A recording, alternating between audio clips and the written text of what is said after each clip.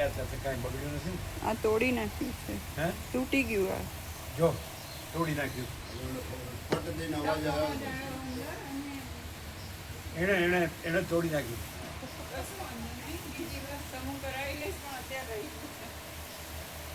ન અડાય, આપણે ન આવડતું હોય તો અડાય નહીં, તોડી નાખ્યું. એટલે એ તોડી નાખવા જ અડે. અમે કહ્યું મેં કોઈ તૂટી જશે એટલે કે ના તૂટે એમ. જો તૂટી ગયું ને, તૂટ્યું નથી એમ. એ અવાજ આવ્યો જ તો એવો. એનો સ્વભાવ કેવો કહેવાય ખબર? ગુજરાતીમાં એને કહેવાય, એને સારું ગમે જ નહીં. એટલે એમાં એ કાંઈક નુકસાન કરે એમાં એને આમ એટલે સ્વભાવ કેવો કહેવાય? ગુજરાતીમાં છે એવો શબ્દ છે.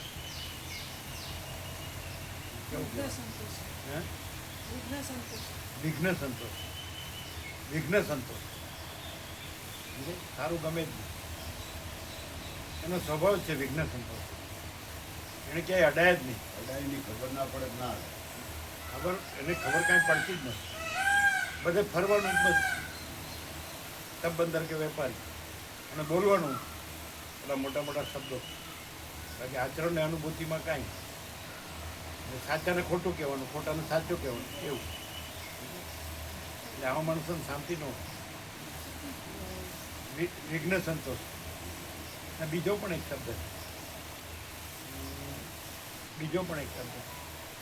આવા માણસો ને જે કંઈ સારું એ સારું સહન ન કરી શકે. બીજો શબ્દ છે.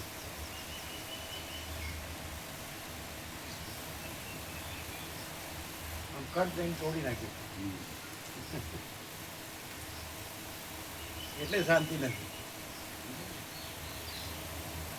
અને સાચું તો ક્યાંય જવાનું નથી કે કંઈ સાચાને ખોટું ન કરી શકે અને ખોટાને સાચું ન કરીએ, પોતાના ખોટાને સાચું ન કરીએ તો ખોટું રહે એની જ નુકસાન. આપણે કૂતરો હોય તો સારી જગ્યાએ પગ ઊંચો કરે ને ઉતરે ને કૂતરું, એટલે એના માટે શબ્દ છે. ના એવું હોય જ છે ને. તમે બહુ જ્યોતિર્લિંગ હોય તો કૂતરા પ્રભુનું તો શું, એની પાસે થોડું લોટો ને ગંગાજળ હોય એટલે હું મારી રીતે અભિષેક કરું.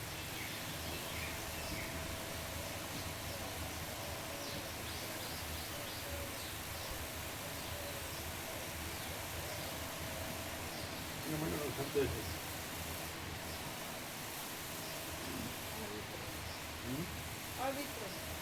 ના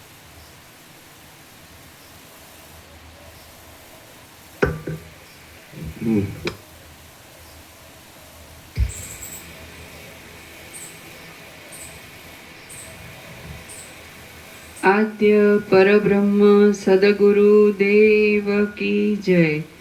ઓમ શ્રી પરમાત્મને નમઃ. જવાનું તો સેવા ગણાવીને આપી દેવી અને રખાવી દેવી. કોને કેટલા જણ નહીં? 8 જણ. સોમાં પ્રમાણે પછી જે તમારે 5 લેવાના છે તો 46 જ લેવાના ને, કારણ કે 2 અમારી સીટ એ તો ગણાવી દઉં. બરાબર. અને 2 આના છે વસંત પ્રભુ મેડમના થાય. બરાબર. એટલે 4 તો ગણાવી દઉં. 46 તમારે લેવા. અને એમાંથી થઈ રહેશે ને બધા? હા થઈ જાય. વ્યાપક થઈ જાય. 5 થઈ જાય. એ પ્રમાણે લે. એને પણ એ રીતે ગણો. એટલે પહેલાંને આપી નહીં દેવાના બધા. હા બરાબર. ક્યાં સુધી રાખવાના? 5 એ ને સમાપનું રાખે પછી બસવાળાને પહેલેથી નહીં આપી દેવાનું. એને 1 લાખ જ માગ્યા છે પેલું બુક કરાવો. હા બરાબર. એટલે સમાપ્રભુ કહેવાનું 46 જ સેવા આપવાની. હે 46 જ સેવા બસવાળાને આપવાની ટોટલ. હા 5,000 બરાબર છે. હા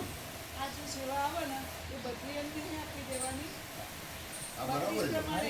હા બરાબર. હું એ જ કહું છું કે બધી નથી આપવાની. અત્યારે એને લાખ રૂપિયા માગ્યા છે એટલે એ લાખ જ આપવાની. એટલે ટોટલ જ્યારે ફાઇનલ જ્યારે સેવા આપવાની થાય ત્યારે 46 આપવાની. એ તો વચ્ચે થોડી લેતા હોય છે. હા હા વચ્ચે જેમ જરૂર પડે. તમે જેમ 4 જણને ડિસ્ટ્રીબ્યુટ કરી એ રીતે ડિસ્ટ્રીબ્યુટ કરવાની. હા આ જેમ જરૂર પડે એમ આપે બેસવાના. એમ ખ્યાલ આવે? હા. એટલે એકદમ આપી ન દે, ના. એમ કહેજો. હા. એકદમ આપી ન દે સેવા, ના, નહીં આપે. બરાબર છે? પછી 4-5 જણ ડિસ્ટ્રીબ્યુટ કરી દેવાના, સમજે? હા. ધારો કે એક સોમા પ્રભુ રાખે, એક ચીનો પ્રભુ રાખે, એક જયંતિ પ્રભુ રાખે, એક બીજો એવી રીતે, બરાબર. હે ભગા પ્રભુ રાખે, એ રાખી શકે? રાખીએ કે? હા, તો ભગા પ્રભુ, સોમા પ્રભુ ભગા પ્રભુ, બરાબર. ચીનો પ્રભુ જયંતિ પ્રભુ, બરાબર? એ રીતે ડિસ્ટ્રીબ્યુટ, પણ આપી ન દે, ના, નહીં એમ આપે. કહેજો. બરાબર. એણે 1 લાખ માગી તો 1 લાખ આપી દે, એટલે બુક પૂરા કરી દે, એને પૂરા ના અપાય. અને જગ્યા બુક કરી દે.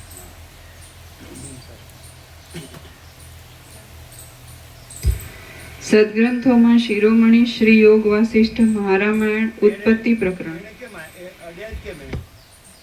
આ કરવાનું તો આપણે હતું. એ અમને ખબર ના પડી કે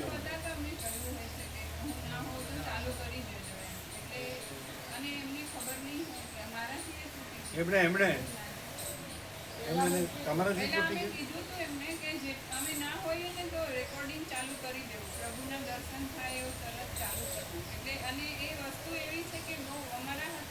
એ શબ્દ આવ્યો એ ઘોર ખોદું છે ને, ઘોર ખોદું કહેવાય, ઘોર ખોદું, એવું જ ને? એ શેને માટે જે શબ્દ ઘોર ખોદું નથી? ઘોર ખોદું શબ્દ નથી? ઘોર ખોદું. જ્યાં ખાય એને ત્યાં જ ખોદે.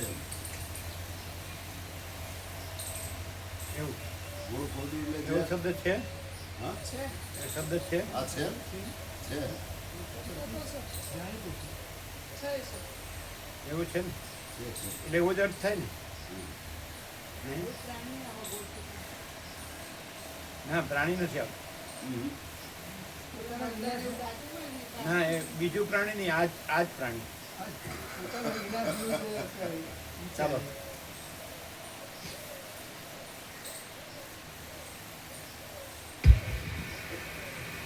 સર્ગ 44માં વિદુરથ રાજાનું યુદ્ધ માટે નીકળવું અને લીલાના તત્વનું વર્ણન.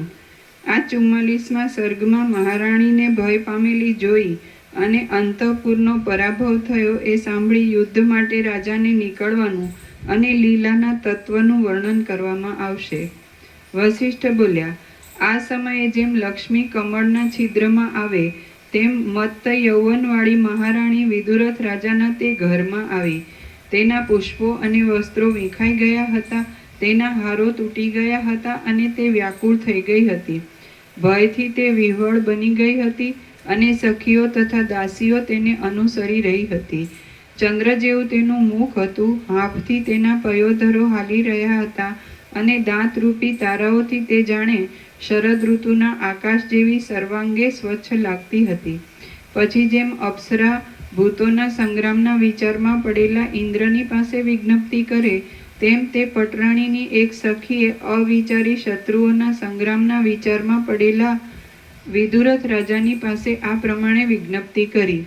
હે દેવ, આ દેવી અમારી સાથે અંતઃપુરમાંથી નાસીને આવી છે અને જેમ વાયુએ પીડેલી લતા વૃક્ષને શરણે આવે તેમ આપને શરણે આવી છે. હે રાજન, જેમ સમુદ્રના મોજાઓ કિનારાના વૃક્ષોની લતાઓને હરી જાય છે તેમ ઊંચા આયુધોવાળા બળવાન શત્રુઓ આપની બીજી રાણીઓને હરી ગયા છે. જેમ અચાનક આવેલા ઉદ્ધત પવનો મોટા વૃક્ષોને તોડી નાખે છે તેમ અચાનક આવેલા ઉદ્ધત શત્રુઓએ તમારા અંતઃપુરના સઘળા રક્ષકોને તોડી નાખ્યા છે.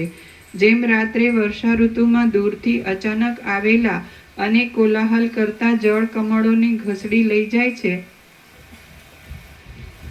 જેમ રાત્રે વર્ષા ઋતુમાં દૂરથી અચાનક આવેલા અને કોલાહલ કરતા જળ કમળોને ઘસડી લઈ જાય છે, તેમ રાત્રે દૂરથી અચાનક આવેલા શત્રુઓ આપણા અંતઃપુરની સ્ત્રીઓને લઈ ગયા છે. ધુમાડારૂપી કવચોવાળા ઊંચા નાદ કરતા તથા ફેલાતી ઉગ્ર જ્વાળાઓવાળા અગ્નિઓથી તેમજ ધુમાડારૂપી કવચોવાળા ઊંચા નાદ કરતા તથા ફેલાતા ઉગ્ર શસ્ત્રોવાળા શત્રુ પક્ષના યોદ્ધાઓથી આપણું નગર ભરાઈ ગયું છે. પારધી લોકો જેમ ચીસો નાખતી હરણીઓને બળાત્કારથી લઈ જાય છે તેમ શત્રુ પક્ષના યોદ્ધાઓ ચીસો પાડતી સ્ત્રીઓને ચોટલા પકડીને લઈ જાય છે. આ પ્રમાણે અમારા ઉપર ઘણી શાખાઓમાં ફેલાયેલી આ ઉગ્ર વિપત્તિ આવી છે. તેનું અત્યંત નિવારણ કરવા માટે આપ વિના બીજો કોઈ સમર્થ નથી. વસિષ્ઠ બોલ્યા, આ પ્રમાણે મહારાણીની સખીના વચનો સાંભળીને વિદુરથ રાજાએ દેવીઓની સામે જોયું અને તેમને આ વચન કહ્યા, ક્ષમા કરજો, હું અહીંથી જાઉં છું અને ભમરી જેમ કમળને શરણે રહે છે તેમ આ મારી સ્ત્રી આપના ચરણને શરણે રહે છે. આ પ્રમાણે કહીને પછી કોપથી લાલ લાલ આંખોવાળો થયેલો વિદુરથ રાજા જેવી રીતે મદોન્મત્ત હાથીએ વનમાં તોફાન કરતા કેસરી સિંહ ગુફામાંથી બહાર નીકળે તેવી રીતે પોતાના ઘરમાંથી બહાર નીકળ્યો. પછી સરસ્વતી સાથે રહેલી જ્ઞાનવાળી લીલાએ અરીસામાં દેખાતા પ્રતિબિંબની જેમ પોતાના જેવા જ આકારવાળી તથા અત્યંત રૂપવાળી બીજી લીલાને ત્યાં આવેલી જોઈ. લીલા બોલી, હે દેવી, આ શું છે તે મને કહો. જે હું છું તે આ કેમ છે? અને જો એ હું જ હોઉં તો આટલો કાળ જતાં પણ એની અવસ્થા યુવાનની યુવાન કેમ રહી છે?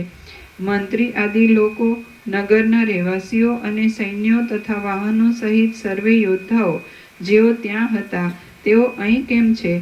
અને જો અહીં છે તો ત્યાં તેમને તેમ કેમ છે? હે દેવી, જેમ લોકો અરીસાની અંદર તથા બહાર પણ એના એ હોય છે તેમ આ લોકો ત્યાં અને અહીં પણ એના એ જ છે કે એના એ જ છે કે કેમ? આ લોકો ચેતનાવાળા છે કે નહીં? સરસ્વતી બોલ્યા, જેમ મન સ્વપ્નાવસ્થામાં જાગ્રતમાં અનુભવેલા પદાર્થોના આકારને પ્રાપ્ત થાય છે તે જ પ્રમાણે ચૈતન્ય પણ પોતાની અંદર કરેલા સંકલ્પના આકારને ક્ષણ માત્રમાં પ્રાપ્ત થાય છે. ચિત્તમાં અને ચૈતન્યમાં સંસ્કાર રૂપે જેવા આકારનું જગત હોય છે તેવા આકારનું જ જગત ક્ષણ માત્રમાં બહાર હોય એમ પ્રતીત થાય છે. આ સઘળું ચૈતન્યના ભ્રાંતિરૂપ વિવર્ત રૂપ જ છે. માટે તેમાં પદાર્થોના સ્વભાવને અનુસરીને દેશ વિવર્ત શબ્દ છાપેલો છે. પ્રભુએ ભ્રાંતિ કરી. બરાબર છે. માટે તેમાં પદાર્થોના સ્વભાવને અનુસરીને દેશ કાળની લંબાઈનો કે વિચિત્રતાનો અંત આવે એમ નથી. જે અંદર હોય છે તે જ બાહ્ય રૂપે પ્રતીત થાય છે. એ વિષયમાં સ્વપ્નના પદાર્થો દ્રષ્ટાંત રૂપ છે. જેમ અંદર ચૈતન્યનો વિવર્ત જ સ્વપ્નના તથા સંકલ્પના નગર રૂપે બહાર સ્ફુરે છે તેમ આ પણ ચૈતન્યનો વિવર્ત જ બાહ્ય રૂપે સ્ફુરે છે અને તે દ્રઢ અભ્યાસને લીધે સ્ફુટ આકારવાળો થયો છે. તે સમયે તારા તે નગરમાં તારો પતિ પદ્મરાજા જે વાસનાઓને લઈને મરણ પામ્યો છે તે વાસનાઓ પ્રમાણે તે સ્થળમાં જ તેવા વિષયોને પ્રાપ્ત થયો છે. અહીંના લોકો જેઓ ત્યાં હતા તેઓ જ છે એમ પ્રતીત થાય છે, તો પણ જેઓ ત્યાં હતા તેઓ જ નથી, પણ તેમના જેવા બીજા છે. જેમ સ્વપ્નના અને સંકલ્પના સૈન્યો તે અવસ્થાઓમાં સાચા જ છે તેમ તારા પતિને આ અવસ્થામાં આ લોકો પણ સાચા જ છે. જાગ્રતમાં જાગ્રતના સર્વે પદાર્થો વાંધા વિના અનુભવમાં આવે છે અને સ્વપ્નમાં સ્વપ્નના સઘળા પદાર્થો વાંધા વિના અનુભવમાં આવે છે. માટે એમનામાં વાસ્તવિક સત્યતા કેવી હોય અને કેમ હોય એ તું જ કહે.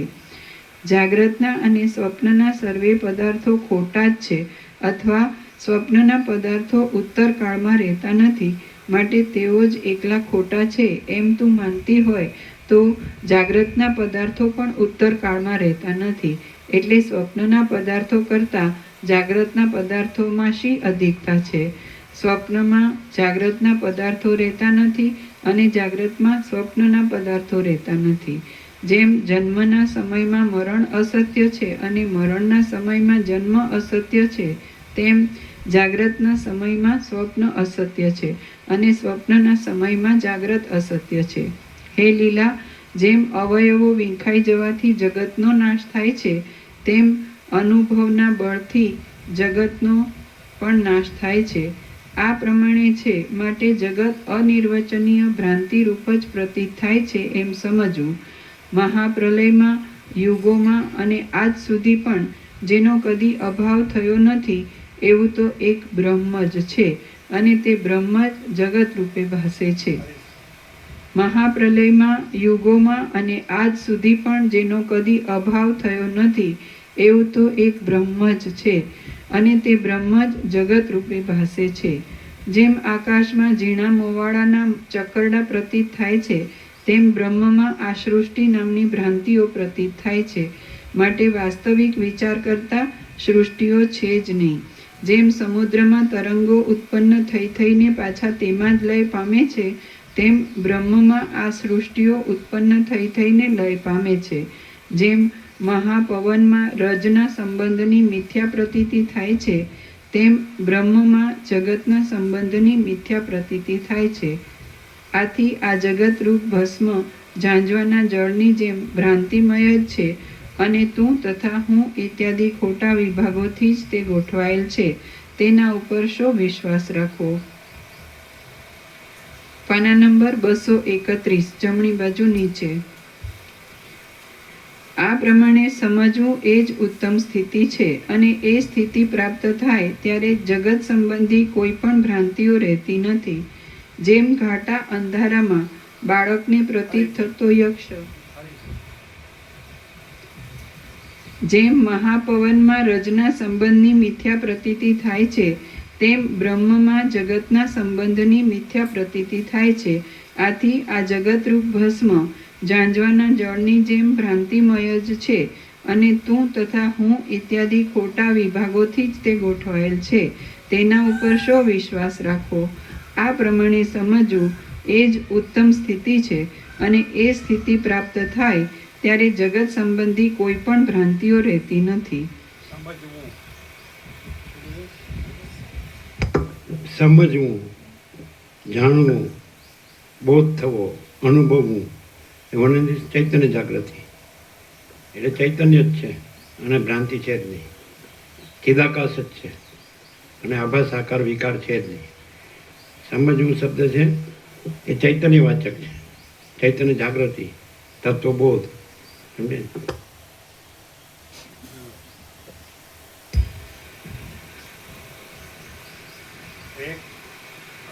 બે માણસ હોય અને એક માણસ સમજ્યો હોય તો એ અંદરની વસ્તુ છે ને એક ન સમજ્યો હોય તો એ અંદરની વસ્તુ છે. અને બે માણસ સરખા જ દેખાય છે તો એક ચૈતન્ય જાગૃતિથી ચૈતન્ય રહેલો છે અને એક ભ્રાંતિથી ભ્રાંતિ રહેલો છે તો બે ઓળખાય જ નહીં. બે સરખા જ સામાન્ય માણસ દેખાય તો કઈ રીતે? મૂળ મુખ્ય લક્ષણ કે જે 7 ખંડ 800 કરોડને સ્વીકારવા પડે બેના. એક ચૈતન્ય જાગૃતિથી ચૈતન્ય ચિદાકાશ રહેલો છે અને એક ભ્રાંતિથી ભ્રાંતિ રહેલો છે. આ હું છું ને, આ જગત છે ને, આ મારો દેહ છે ને, મન છે ને, જીવ છે ને, આ મારું છે, આ પોતે બીજા પોતાનો બીજાનો ભેદાભેદ બધું. તો એ બે તો સરખા જ દેખાય. એ તો અંદરની વસ્તુ છે. ચૈતન્ય અથવા તો ભ્રાંતિ એ તો આ આકાર દેખાય. આ આંખને તો આખું દ્રશ્ય દેખાય. સમજે? આકાશથી પૃથ્વી દેખાય. આંખને તો દેખાય નહીં ને. જે અંદરની સૂક્ષ્મ ચૈતન્ય અને સૂક્ષ્મ ભ્રાંતિ તો એ તો નક્કી થાય જ નહીં. બે ઉપરથી જુઓ દ્રશ્ય દ્રષ્ટિથી તો બે સરખા માણસ જ દેખાય. શું ડિફરન્સ? 7 ખંડ 800 કરોડને પણ દેખાય. ગમે એવી ભ્રાંતિ હોય, ભ્રાંતિવાળાને દેખાય. એ કેવી રીતે? જે ચૈતન્ય જાગૃતિ વિનાનો છે અને એ પોતાને દેહ જાણે છે ને જગતને સાચું જાણે છે, એની મીટ દોટ બધું ભ્રાંતિનું જ હોય, દેહાધ્યાસથી જ હોય અને એને કંઈક ઉપયોગિતાવાદ કે એવું હોય. અને જે પોતે ચૈતન્ય જાગૃતિથી છે એનામાં કેવળ પ્રકાશ ને કેવળ શાંતિ સિવાય બીજું ના હોય. એને ભ્રાંતિની કંઈ ખબર જ ના હોય. એવું એ પૂર્ણ સ્વરૂપ હોય અને એનાથી બધાને શાંતિ થાય. ને પેલો દેહાધ્યાસ વાળો હોય એનાથી બધા ભ્રાંતિ, એટલે જે કોઈ એના દેહાધ્યાસ એને જ નડતો હોય અને એ બીજાને પણ પરેશાન કરી શકે.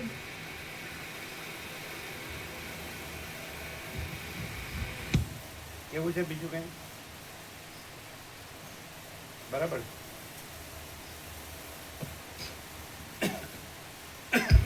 બરાબર.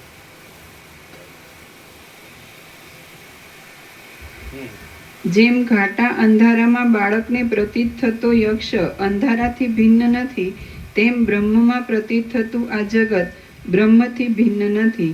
એટલા માટે જ જન્મ, મરણ અને મોહ આદિ જે પ્રતીત થાય છે તે અજ્ઞાનથી જ પ્રતીત થાય છે. કારણ કે બ્રહ્મ જ્ઞાનથી બાદ થતાં એ સગળું નષ્ટ થઈ જાય છે અને એ નષ્ટ થતાં બ્રહ્મ જ અવશેષ રહે છે. યા ફરી છે ને ફોર એક્સલન્સ. જેમ ઘાટા અંધારામાં બાળકને પ્રતીત થતો યક્ષ અંધારાથી ભિન્ન નથી, તેમ બ્રહ્મમાં પ્રતીત થતું આ જગત બ્રહ્મથી ભિન્ન નથી. એટલા માટે જ જન્મ, મરણ અને મોહ આદિ જે પ્રતીત થાય છે તે અજ્ઞાનથી જ પ્રતીત થાય છે. કારણ કે બ્રહ્મ જ્ઞાનથી બાદ થતાં એ સઘળું નષ્ટ થઈ જાય છે અને એ નષ્ટ થતાં બ્રહ્મ જ અવશેષ રહે છે. આ જે દ્રશ્ય છે તે સત્ય નથી, અસત્ય નથી અને ઉભયરૂપ પણ કદી નથી. જે છે તે બ્રહ્મ જ છે. કારણ કે બ્રહ્મમાં એવો વિવર્ત થવાનો સંભવ છે. આકાશમાં, પરમાણુમાં કે કોઈ પદાર્થના ગર્ભમાં પણ જ્યાં જીવ હોય છે ત્યાં જગતની પ્રતીતિ થાય છે. જેમ અગ્નિ પોતાના સ્વરૂપભૂત ઉષ્ણતાને પોતામાં અનુક્રમે ઉદય પામેલી માની લે છે, તેમ આ શુદ્ધ ચૈતન્યરૂપ આત્મા પોતાનાથી જ અભિન્ન એવા જગતને પોતામાં અનુક્રમે ઉદય પામેલું માને છે. જેમ સૂર્યનો તડકો થતાં ઘરમાં અનેક ત્રસરેણુઓ ભમ્યા કરે છે, તેમ પરબ્રહ્મમાં અનેક બ્રહ્માંડોરૂપ ત્રસરેણુઓ ભમ્યા કરે છે. જેમ વાયુમાં ચલન તથા ગંધ અને આકાશમાં શૂન્યતા સૂક્ષ્મ રૂપે રહે છે, તેમ બ્રહ્મમાં જગત પણ સૂક્ષ્મ રૂપે રહ્યું છે. આ સાકાર જણાતા જગતને નિરાકાર સમજવા માટે હમણાં તારે એમ સમજવું કે અવયવ રહિત બ્રહ્મમાં આવિર્ભાવ, તિરોભાવ, ગ્રહણ, ત્યાગ, સ્થૂળ, સૂક્ષ્મ, ચર અને અચર આદિ વિભાગો અજ્ઞાનથી જ કલ્પાયેલા છે. એટલે તેઓ આત્માથી અભિન્ન છે. તેઓ અવયવો છે જ નહીં, પણ તેનું જ રૂપ છે. આ રીતે જીવની વાસનાઓના ક્રમથી ઉદય પામતું આ જગત જેમ છે તેમ બ્રહ્મથી અભિન્ન છે અને બ્રહ્મમાં જ રહ્યું છે. માટે પૂર્ણ હોવાથી તે વિશ્વ શબ્દને અને તેમના અર્થોને યોગ્ય છે. વિશ્વ શબ્દના અર્થો પૂર્ણતાને અનુસરનારા છે. આ જગત રજ્જુમાં થયેલા સર્પના ભ્રમની પેઠે સત્ય કહી. વિશ્વ શબ્દના અર્થો પૂર્ણતાને અનુસરનારા છે. આ જગત રજ્જુમાં થયેલા સર્પના ભ્રમની પેઠે સત્ય કહી શકાતું નથી અને અસત્ય પણ કહી શકાતું નથી. માટે તે અનિર્વચનીય છે. તે ખોટું છતાં પણ અનુભવમાં આવે છે. માટે સત્ય છે અને પરીક્ષા કરીને જોતા તે રહેતું નથી. માટે અસત્ય છે. જીવ માયાથી ઉપાધિવાળો ચૈતન્યરૂપ હોવાને લીધે બ્રહ્મ જ છે, પણ વાસનાઓના દ્રઢ અનુભવને લીધે જીવપણાને પામેલ છે. હમણાં એટલું જ સમજવું બસ છે. પરમ ચૈતન્યરૂપ આકાશમાં સ્ફુરિત થયેલા આ જગતને અધિષ્ઠાનની સત્તાથી સત્ય માનીએ તો પણ ભલે અને તેની પોતાની સત્તાથી અસત્ય માનીએ તો પણ ભલે, પરંતુ હાલ એટલું સમજવાનું છે કે જીવ પોતાની ઈચ્છાને અનુસરતા વિષયોના અનુભવોથી તેને રંગી લે છે. અનુભવાતા વિષયોમાં કેટલાયક વિષયો પૂર્વના વિષયો જેવા જ અનુભવમાં આવે છે.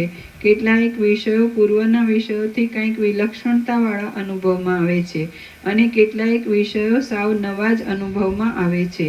કોઈ સમયે કોઈ સ્થળમાં તેના તે જ વિષયો છે એમ અનુભવમાં આવે છે અને કોઈ સમયે કોઈ સ્થળમાં પૂર્વના વિષયોની સાથે અડધા મળતા આવે એવા વિષયો પણ અનુભવમાં આવે છે. જીવને એ વિષયોના અનુભવો અસત્ય છતાં પણ સત્ય જેવા સ્ફુરે છે. આ રાજાને સઘળી પૂર્વની વાસનાઓ ઉત્પન્ન થવાથી જ તે મંત્રીઓ અને તે પૌર લોકો છે અને તેઓ તે જ કુળમાં જન્મેલા, તેવી જ રીતભાતવાળા અને તેવી જ ક્રિયાઓવાળા પ્રતીત થયા છે. આ સઘળા લોકો અધિષ્ઠાનનો વિચાર કરતા એના એ છે અને દેશ, કાળ તથા ક્રિયાઓ જોતા તેઓના જેવા છે. ચૈતન્ય વ્યાપક અને આત્મ સ્વરૂપ છે. તેની સ્થિતિ જ આવા પ્રકારની છે. રાજાના ચિત્તાકાશમાં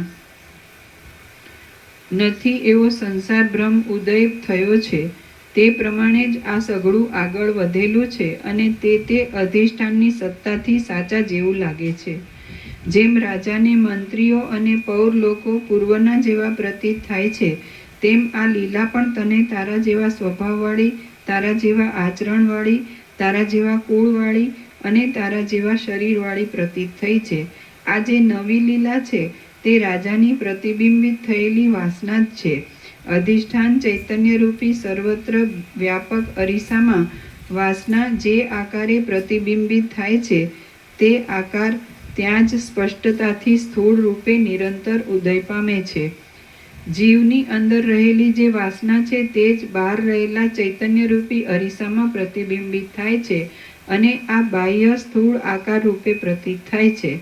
આકાશ, આકાશમાં રહેલું બ્રહ્માંડ, બ્રહ્માંડની અંદર રહેલી પૃથ્વી અને પૃથ્વીમાં રહેલા તું, હું અને રાજા એ સઘળું દેખાવ માત્ર જ છે.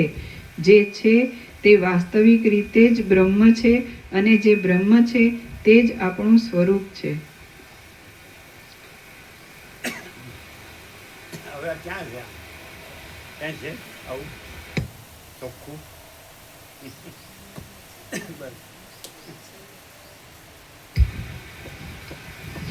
હે લીલા, સઘળું જગત ચિદાકાશ બીલાના ગર્ભરૂપ જ છે એમ તત્વવેત્તાઓએ નિશ્ચય કર્યો છે. માટે તું પણ એમ જ સમજ અને એ પ્રમાણે સમજીને તું જેવી છે તેવી નિર્મળ અને નિર્વિક્ષેપ જ રહે. હે લીલા, આ સઘળું જગત ચિદાકાશ બીલાના ગર્ભરૂપ જ છે એમ તત્વવેત્તાઓએ નિશ્ચય કર્યો છે.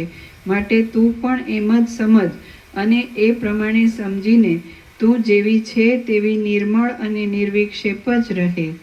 શ્રી યોગ વાસિષ્ઠ મહારામાયણમાં ઉત્પત્તિ પ્રકરણમાં લીલાના આખ્યાન સંબંધી જગત બ્રહ્મ વર્ણન નામનો સર્ગ 44મો સમાપ્ત. સર્ગ 45મો. જીવ અધિષ્ઠાન ચૈતન્યપણાના સંકલ્પ પ્રમાણે દ્રશ્યભાસ પામે છે. આ 45મા સર્ગમાં બીજી લીલાને પદ્મરાજાની પ્રાપ્તિરૂપ વરદાન મળ્યાનું કહેવાશે અને તે પછી જીવોને પોતપોતાના સંકલ્પ પ્રમાણે ફળની પ્રાપ્તિ થાય છે તે કહેવાશે. સરસ્વતી બોલ્યા, આ તારો સ્વામી વિદુરથ રાજા યુદ્ધભૂમિમાં દેહનો ત્યાગ કરી તે જ અંતઃપુરને પ્રાપ્ત થઈને પદ્મરાજારૂપ થશે. વસિષ્ઠ બોલ્યા, એ પ્રમાણે સરસ્વતીએ લીલાને કહ્યું. તે સાંભળીને નગરમાં રહેનારી તે નવી લીલા સરસ્વતીની આગળ આવીને ઊભી રહી અને હાથ જોડી તેણે તેને નીચે પ્રમાણે પ્રાર્થના કરી. બીજી લીલા બોલી, હે દેવી, હું સર્વદા ચૈતન્યરૂપ ભગવતીનું પૂજન કરું છું અને તે ભગવતી દેવી મને પ્રત્યેક રાત્રિએ સ્વપ્નમાં દર્શન આપે છે. હે દેવતાઓના ઈશ્વરી, હે માતાજી, જેવા એ મારા પૂજ્ય દેવી છે તેવા જ તમે છો. તો હે સુંદર વદના, મુજ રાખ ઉપર કરુણા કરીને તમે વરદાન આપો. વસિષ્ઠ બોલ્યા, એ પ્રમાણે તે નગર નિવાસીની નવી લીલાની વિનંતી સાંભળીને સરસ્વતીએ તેના ભક્તિભાવનું સ્મરણ કર્યું અને પ્રસન્ન થઈને તેને નીચે પ્રમાણે કહ્યું. સરસ્વતી બોલ્યા, હે પુત્રી, તારી જીવતા સુધી પણ જીર્ણ ન થાય એવી અનન્ય ભક્તિથી હું તારા ઉપર પ્રસન્ન થઈ છું. માટે જે વરદાન જોઈતું હોય તે તું માગી લે. બીજી લીલા બોલી, આ મારો પતિ રણમાં દેહ છોડીને જ્યાં રહે ત્યાં હું આ જ શરીરથી તેની સ્ત્રી થાઉં એ હું માગું છું. સરસ્વતી બોલ્યા, હે પુત્રી, તે ઘણા પુષ્પો તથા ધૂપ આદિવાળી અનન્ય ભાવથી ભરેલી પૂજાથી મારું ચિરકાળ સુધી નિર્વિઘ્ન રીતે પૂજન કર્યું છે. માટે જેમ તું માગે છે તે પ્રમાણે થશે. વસિષ્ઠ બોલ્યા, આમ સરસ્વતીનું વરદાન મળવાથી તે દેશની નવી લીલા પ્રફુલ્લિત થઈ ગઈ.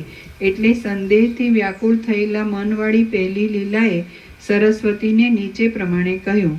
પહેલી લીલા બોલી, હે ઈશ્વરી, આપના જેવા બ્રહ્મરૂપ અને સત્ય સંકલ્પવાળા મહાત્માઓ તો સંકલ્પથી જે ધારે તે સઘળું તરત જ સિદ્ધ થાય છે. તે છતાં આપ મને લોકાંતરરૂપ એ પહાડી ગામમાં મારા એના એ સ્થૂળ શરીરથી શા માટે તેડી ગયા નહોતા તે કહો. સરસ્વતી બોલ્યા, હે સુંદરી, હું કોઈનું કાંઈ પણ કરી આપતી નથી. જીવ પોતાની મેળે જ પોતાની સઘળી ધારણાઓને તરત સંપાદન કરે છે.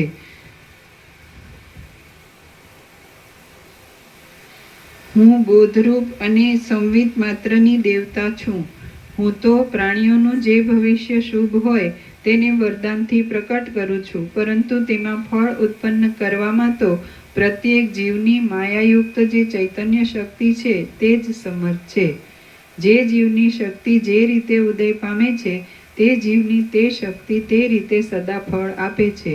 તે લાંબા કાળ સુધી મારું આરાધન કર્યું હતું. તારો સંકલ્પ તે સમયે મુક્ત થાઉં તો ઠીક એવી ઈચ્છારૂપ હતો. તેથી મેં તને તેવા તેવા પ્રકારોથી સમજાવી છે અને જેથી મુક્તિ મળે એવી યુક્તિથી તને નિર્મળ બનાવી છે. હે સુંદરી, મેં તારી એવી ભાવનાથી જ તને આટલા કાળ સુધી બોધ આપ્યો છે અને એ બોધ મળવાથી તું પોતાની ચૈતન્ય શક્તિથી જ ધારેલા નિર્મળપણાને પ્રાપ્ત થઈ છે. જે જીવનો જે સંકલ્પ લાંબા કાળ સુધી જે રીતે ઉદય પામે છે તે જીવને તે સંકલ્પ જ કાળે કરીને તે રીતનું ફળ આપે છે. જે પોતાનો સંકલ્પ હોય છે તે જ પ્રકારાંતરથી તપ અથવા તો દેવતા રૂપ થઈને આકાશમાંથી જેમ ફળ પડે તેમ યથેષ્ટ ફળ આપે છે. પોતાના સંકલ્પ વિના બીજું કોઈ કદી પણ કાંઈ ફળ આપતું નથી. એટલા માટે હવે જેમ તારી ઈચ્છા હોય તેમ તરત કર. સૃષ્ટિની અંદર રહેલા ચૈતન્યની સત્તારૂપ અંતરાત્મા જે રીતે મનમાં ચિંતવે છે અને જે રીતે સારો અથવા નઠારો પ્રયત્ન કરે છે તે પ્રમાણે તેનું ઉત્તર કાળમાં ફળ થાય છે. માટે વિચાર કર અને જે પવિત્ર પદ છે તેને જાણી લઈને તેની અંદર જ રહે. શ્રી યોગ વાસિષ્ઠ મહારામાયણમાં ઉત્પત્તિ પ્રકરણનો લીલાના આખ્યાન સંબંધી સત્યકામ સત્ય સંકલ્પાસ્તિતા નામનો સર્ગ 45મો સમાપ્ત. સર્ગ 46મો. સૈન્યનું રણભૂમિમાં પ્રવેશનું અને યુદ્ધનું વર્ણન. આ 46મા સર્ગમાં યુદ્ધ માટે વિદુરથ રાજાના નીકળવાનું, સૈન્યના આડંબરનું અને તેઓએ રણભૂમિમાં પ્રવેશ કરીને યુદ્ધનો આરંભ કર્યાનું વર્ણન કરવામાં આવશે. રામ બોલ્યા, હે મુનિ, એ ઘરની અંદર એક સરસ્વતી અને 2 લીલાઓ એ પ્રમાણે વાતો કરી રહી હતી. તે સમયમાં કોપ પામેલા વિદુરથ રાજાએ ઘરમાંથી નીકળીને શું કર્યું? વસિષ્ઠ બોલ્યા, વિદુરથ રાજાએ સર્વ અવયવોમાં કવચ આદિ સાધનો અને હાર વગેરે આભૂષણો ધારણ કર્યા હતા અને જેમ નક્ષત્રોના સમૂહથી ચંદ્ર વીંટાય તેમ તે સૈન્યથી વીંટાઈને ઇન્દ્રની જેમ યુદ્ધ કરવા માટે ચાલ્યો. તે સમયે સર્વ લોકો મોટા જય જય શબ્દો કરવા લાગ્યા. યોદ્ધાઓને આજ્ઞા કરતો, દેશનું વૃત્તાંત સાંભળતો અને વીરોના સમૂહોને જોતો એ રાજા એક ઉત્તમ રથમાં બેઠો. તે રથ પહાડના શિખર જેવો ઊંચો હતો. મોતીઓથી તથા માણિક્યોથી શણગારેલો હતો. 5 પતાકાઓ વાળો હતો. સ્વર્ગના ઉત્તમ વિમાનની પેઠે શોભતો હતો. પૈડાઓમાં તથા સ્તંભોમાં નાખેલ સોનાના ખીલાઓથી ચળકતો હતો અને મોતીઓની જાળોના રણકારાથી મનોહર લાગતા ધોંસરા વાળો હતો. એ રથને સારા કંઠવાળા, શુભ લક્ષણોવાળા, વખણાયેલા, ચંચળ, પાતળા અને ઉડવાના વેગથી જાણે દેવતાઓને પણ તાણી જતા હોય એવા 8 ઘોડાઓ જોડ્યા હતા. એ ઘોડાઓ વાયુના વેગને પણ જીતી લેનારા હતા અને ચાલવાના પ્રકારોથી જાણે પોતાના પાછલા ભાગને આગલા ભાગમાં લઈ લેતા હતા. તેઓ જાણે આકાશને પી જતા હતા. ચામરોની કાંતિઓને લીધે જાણે સંપૂર્ણ ચંદ્રોથી સંયુક્ત હતા અને હણેણાટીઓથી તેઓ દિશાઓને પૂરી દેતા હતા. ત્યારે મદોન્મત્ત હાથીઓ રૂપી મેઘઘટાની ગર્જનાથી ભરપૂર અને પર્વતોની ગુફાઓમાંથી ઉઠતા પડછંદાઓથી દારૂણ લાગતો દુંદુભીઓનો ભારે શબ્દ થવા લાગ્યો. મદોન્મત્ત યોદ્ધાઓ ભારે ઉત્સાહથી કોલાહલ કરવા લાગ્યા અને ત્યાં શસ્ત્રોના સંઘટનના શબ્દથી ઘાટા થયેલા ઘૂઘરીઓના શબ્દો થવા લાગ્યા. ત્યાં ધનુષ્યોના ટંકારો થવા લાગ્યા. બાણોની સુંદર સ્વરવાળી સુસવાટીઓ થવા લાગી અને પરસ્પરના અંગોથી ભીસાયેલા કવચોનો ઝણઝણાટ થવા લાગ્યો. ત્યાં અગ્નિની ઝાડો કાઢતા શસ્ત્રોના ઘોર શબ્દો ઉઠવા લાગ્યા. નગરના પીડાયેલા માણસો બૂમો પાડીને પીડાનું નિવેદન કરવા લાગ્યા. યોદ્ધાઓ પરસ્પરને બોલાવા લાગ્યા અને બંદીજનો ભીરુ લોકોનો તિરસ્કાર કરીને તેમને રોવડાવવા લાગ્યા. બ્રહ્માંડના છિદ્રોને પણ પૂરી દેનારો અને દશે દિશારૂપી કુંજોને વ્યાપી વળનારો એ ભયંકર શબ્દ જાણે હાથથી પકડી શકાશે એવો પુષ્ટ જણાવા લાગ્યો. આ સમયમાં પુષ્ટપણાથી સૂર્યના માર્ગને પણ રોકી દે એવી ઘાટી રજ જાણે સઘળું ભૂમંડળ ઉડતું હોય એવી જણાવા લાગી.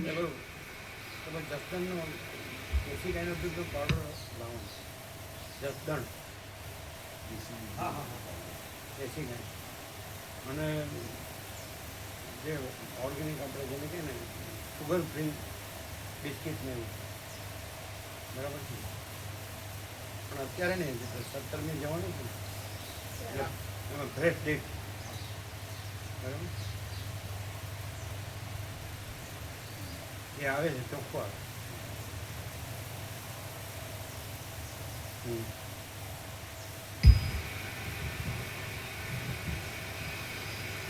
બ્રહ્માંડના છિદ્રોને પણ પૂરી દેનારો અને દશે દિશારૂપી કુંજોને વ્યાપી વળનારો એ ભયંકર શબ્દ જાણે હાથથી પકડી શકાશે એવો પુષ્ટ જણાવા લાગ્યો.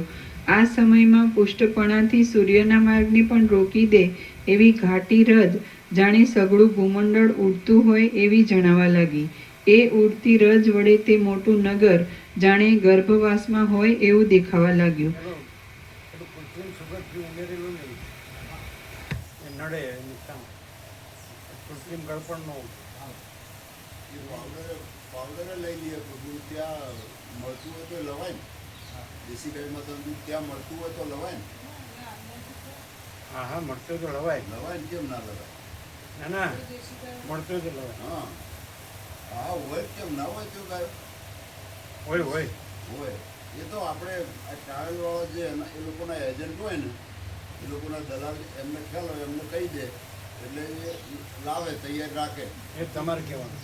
હા, એ તો અમે કહીશું બરાબર. એટલે કૃત્રિમ સુગર ફ્રી નો નાખી દે, કૃત્રિમ ગળપણ નહીં. ખબર ટોટલી સુગર લે.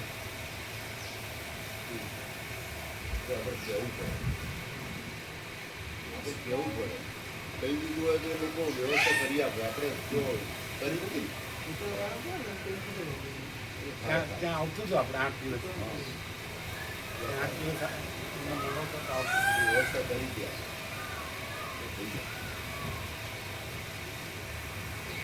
જેમ યૌવનથી મૂઢપણું ઘાટું થાય તેમ ત્યાં અંધારું પણ ધીરે ધીરે ઘાટું થઈ ગયું.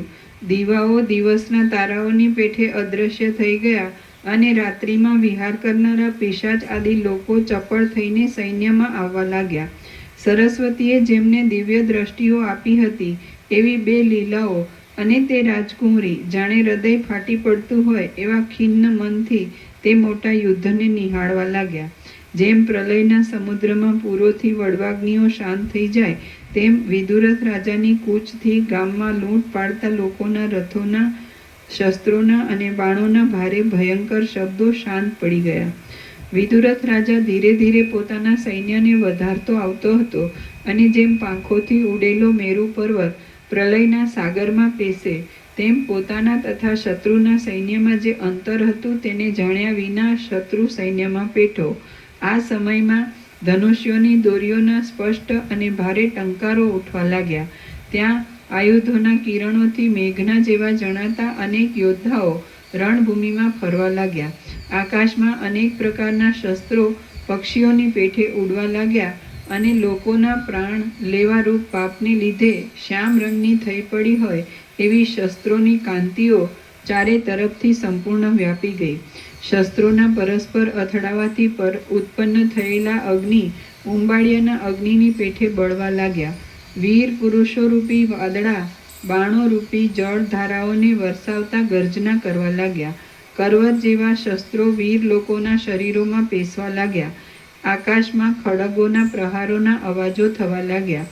ત્યાં શસ્ત્રોરૂપી અગ્નિઓના પ્રકાશોથી અંધકારો તરત શાંત થઈ ગયા હતા અને ત્યાં શસ્ત્રોરૂપી અગ્નિઓના પ્રકાશોથી અંધકારો તરત શાંત થઈ ગયા અને સઘળી સેનાઓ શરીરોમાં ખૂંચી ગયેલા બાણોથી જાણે રોમાંચિત થયેલી જણાવા લાગી. આ પ્રમાણે યમની યાત્રાના એ રણરૂપ મહોત્સવમાં કબંધોરૂપી નટોની મંડળીઓ નાચવા લાગી અને પિશાચીઓરૂપ રણનટીઓ ઊંચા સ્વરોથી રણની પ્રશંસાના ગીતો ગાવા લાગી. ત્યાં હાથીઓના દંતશૂળો બળાત્કારથી ભટકાવવામાં આવ્યા અને તેમના કડાકાઓ થવા લાગ્યા. આકાશમાં ગોફણોથી ફેંકાયેલા પથરાઓરૂપી મોટી નદીઓ ચાલવા લાગી. ત્યાં અત્યંત પવનથી ઉડેલા સૂકા પાંદડાની જેમ શબો નીચે પડવા લાગ્યા અને જીવલેણ શસ્ત્રોરૂપી વરસાદથી ભીંજાયેલા રણરૂપ પર્વતમાંથી લોહીની નદીઓ ચાલવા લાગી. રુધિરોથી ધૂળ શાંત થઈ ગઈ. એક શબ્દ એવો છે અવગત્યો. અવગત્યો શબ્દ છે અવગત્યો. અવગત્ય જીવ. અવગત્યો એટલે એનું બધું ઉલટું જ હોય, વિપરીત. હે તો શું કીધું? ના, એવું નહીં. વિનાશ કાળે વિપરીત બધું એનું બધું ઊંધું હોય, વિપરીત. અવગત્ય એટલે એની ગતિનું થાય એવું નહીં, એ શબ્દાર્થ છે, શબ્દાર્થ નહીં. અવગત્ય એટલે બધું ઉલટું જ હોય, એનું સીધું ન હોય કાંઈ, બધું અવળું જ હોય. અવળચંડો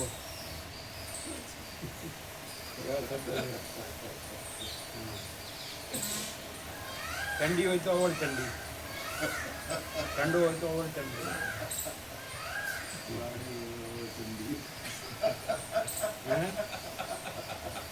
શું મારી હોય તો અવચંડી.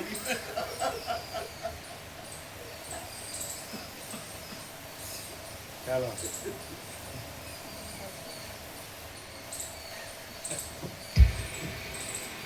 હું અવળચંડી છું, મારે કોઈને કન્વિન્સ કરવાની જરૂર નથી. સેમ્પલ હાજર છે, ગળે ઉતારવાની જરૂર નથી. સેમ્પલ હાજર છે.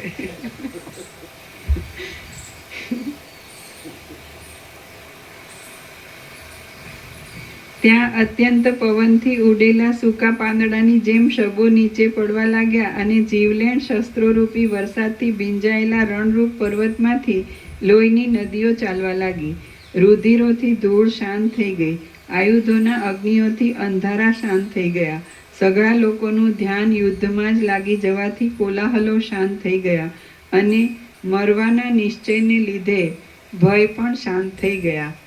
સર્વે લોકોના ચિત્ત પ્રહારોની યુક્તિમાં લાગી ગયા હતા.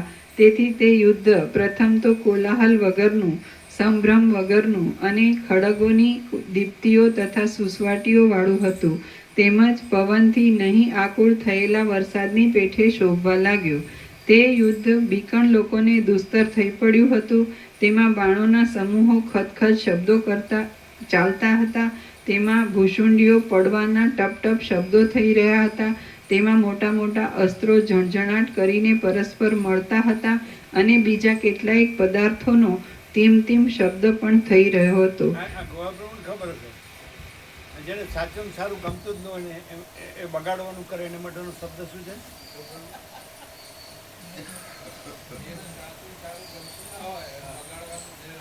એને બગાડવાનું કરે. સાચું ને સારું ગમતું ન હોય એને ઉડાવવાનું. આપણે અનુભવ કરેલો છે ને, એને બધું ઊંધું કરે. સાચાનું ખોટું ને ખોટાનું સાચું. તો એના માટે શબ્દ છે કુટિલ કહેવાય. કુટિલ નહીં, બીજો એક શબ્દ સંધો. હા, સંધો ના, બીજો શબ્દ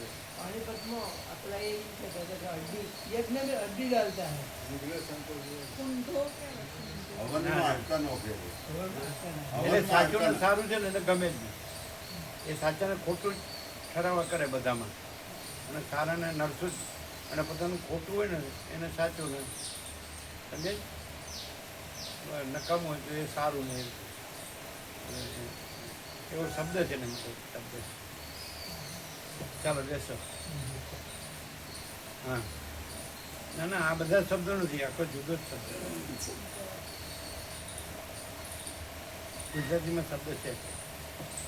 ચાલો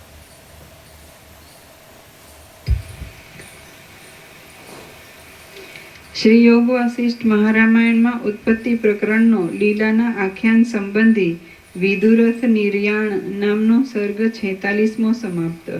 સર્ગ 47મો સિંધુરાજની જીત થવાનું કારણ અને સૂર્યોદય તથા રણભૂમિનું વર્ણન.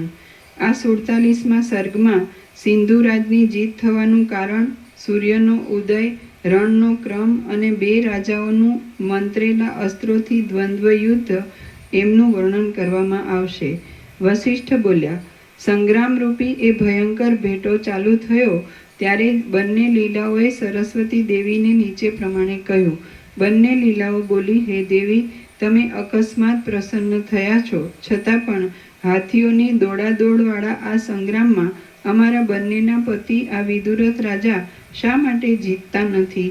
સરસ્વતી બોલ્યા, હે પુત્રીઓ, વિદુરથ રાજાના શત્રુએ જયનો સંકલ્પ કરીને મારું ઘણા કાળ સુધી આરાધન કર્યું છે અને વિદુરથ રાજાએ તેવું આરાધન કર્યું નથી.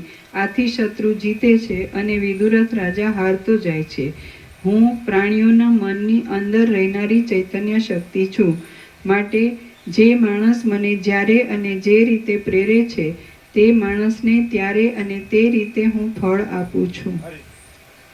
હું પ્રાણીઓના મનની અંદર રહેનારી ચૈતન્ય શક્તિ છું. માટે જે માણસ મને જ્યારે અને જે રીતે પ્રેરે છે તે માણસને ત્યારે અને તે રીતે હું ફળ આપું છું. એટલે તેવી રીતનો વિવર્ત પામીને તે પ્રમાણે દેખાઉં છું. જેમ ઉષ્ણપણું અગ્નિનો સ્વભાવ છે તેમ એવી રીતના વિવર્ત પામવાનો મારો સ્વભાવ જ છે. હે બાળાઓ, આ વિદુરથ રાજાએ મુક્ત જ થવું એવો સંકલ્પ કરીને મારી ભાવના કરી હતી. માટે એ રાજા મુક્ત જ થશે. આના શત્રુ સિંધુ રાજે સંગ્રામમાં જયનો સંકલ્પ કરીને મારું પૂજન કર્યું હતું. આથી હે સુંદરીઓ, આ વિદુરથ રાજા તે દેહને પ્રાપ્ત થઈને તમારી બંને સાથે કાળે કરીને મુક્ત થશે અને એનો શત્રુ આ સિંધુરાજ એને મારીને જય મેળવશે અને પૃથ્વી પર રાજ્ય કરશે. વસિષ્ઠ બોલ્યા, આ પ્રમાણે સરસ્વતી બોલતા હતા અને બંને સૈન્યો યુદ્ધ કરતા હતા. તે સમયમાં સૂર્ય જાણે રણરૂપ આશ્ચર્યને જોવાને ઉત્કંઠિત થયો હોય તેમ ઉદયાચળ પર આવ્યો. અંધકારો ચલાયમાન થઈ ગયા. જેમ સંધ્યાકાળના અંધકારો તારાઓને પ્રકટ કરે છે તેમ વિદુરથના શત્રુઓ રૂપી અંધકારો માયાથી સેનાઓ જેવા રાક્ષસ આદિ પ્રાણીઓને ઉત્પન્ન કરવા લાગ્યા. અહીં સરસ્વતી પરમ ચિદાકાશ પરમ જ્યોતિ અખંડ જ્યોતિ રૂપે અખંડ પ્રકાશે છે. અહીં સરસ્વતી પરમ ચિદાકાશ પરમ જ્યોતિ અખંડ જ્યોતિ સ્વરૂપે અખંડ પ્રકાશે છે કે નહીં?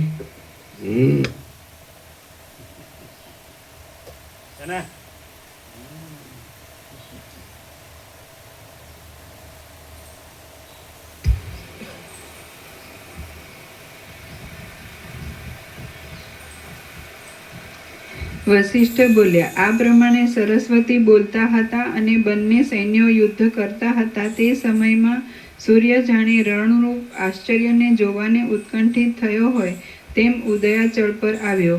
અંધકારો ચલાયમાન થઈ ગયા.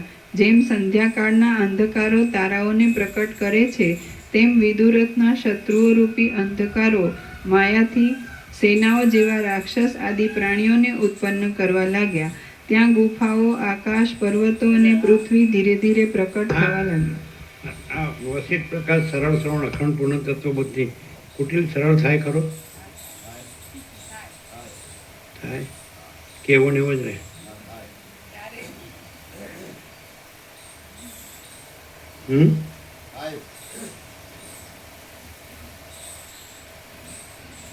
અને અટપટો હોય સરળ થાય ખરો?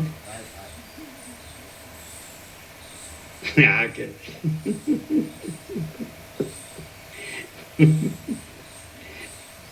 થાય બધું મિક્સ હોય, ભેળસેળ હોય એ ચોખ્ખું થાય ખરું? કેવું ને એવું જ રહે. હે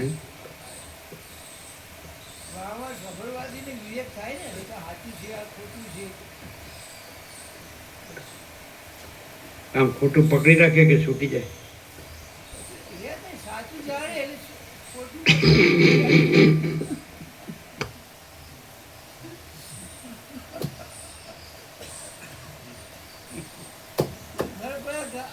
ખોટા છે તો પછી હોય તો ફેંકી દે ખબર કે કામમાં આવે નહીં.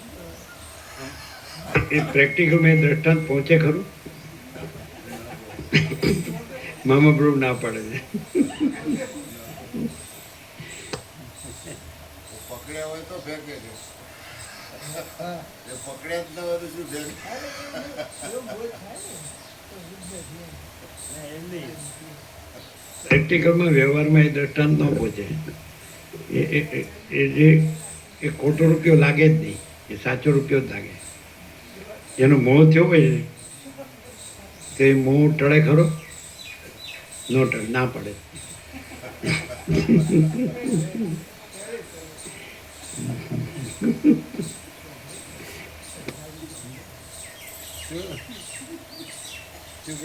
વશિષ્ઠ પ્રકાશ એવો મહાસમર્થ છે કે ભલભલા ખોટે ખોટા કોઈ પણ બ્રહ્મને જીરો છે જ નહીં, એવા બ્રહ્મને જીરો કરવામાં એ સહજ છે.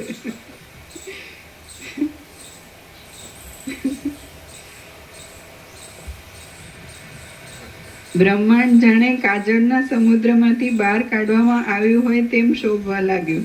જેમ રણમાં વીર લોકોના શરીરો ઉપર રુધિરના પ્રવાહો ફેલાય છે, તેમ ત્યાં સૂર્યના સુવર્ણના જરા જેવા સુંદર કિરણો પર્વતો ઉપર ફેલાવા લાગ્યા. ત્યારે આકાશમાં શૂરવીર લોકોના ઉડતા હાથોથી અને પૃથ્વીમાં વીર લોકોના પડતા હાથોથી સર્પોના ભમવા જેવો દેખાવ થઈ રહ્યો. ત્યારે આકાશમાં ઉડતા વીર લોકોના અંગોના આભરણોથી અને પૃથ્વીમાં પડતા વીર લોકોના અંગોના આભરણોથી સોનું પથરાયા જેવું જણાવા લાગ્યું. આકાશમાં ઉડતા કુંડળોથી અને પૃથ્વીમાં પડતા કુંડળોથી ત્યારે રત્નો વેરાયા જેવો દેખાવ થયો.